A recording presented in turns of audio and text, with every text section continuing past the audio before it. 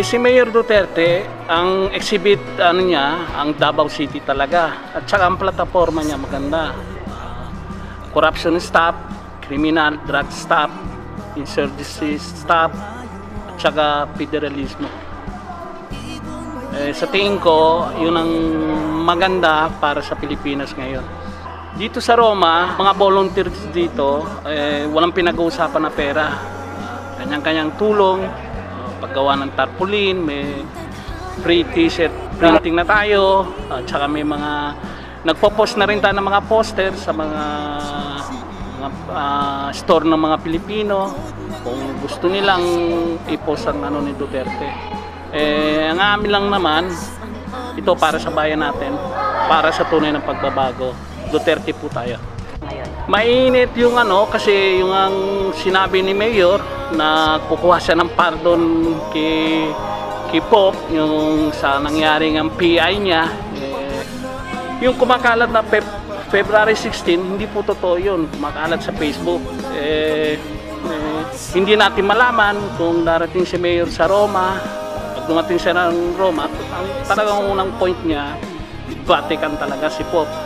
So siguro pagkatapos ng eleksyon o pagkatapos ng campaign period, hindi natin alam.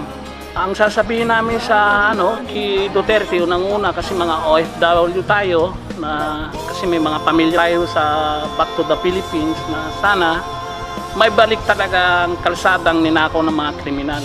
Kasi tayo, may mga pamilya tayo, pumapasok sa eskwelahan, minsan na-hold up, papatayin pa, re-raping pa.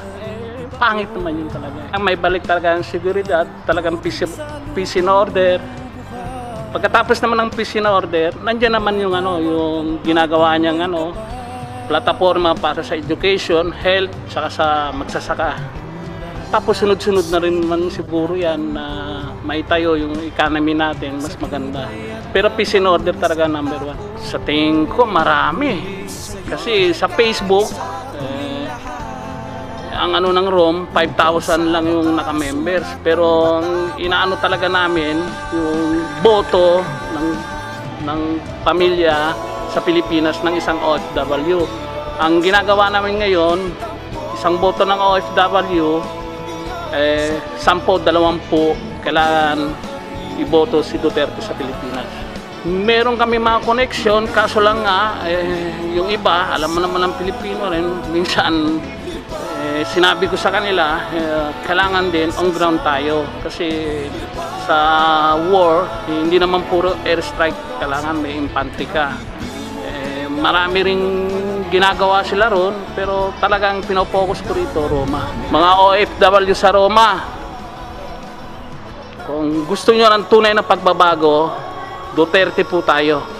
Marami pong salamat.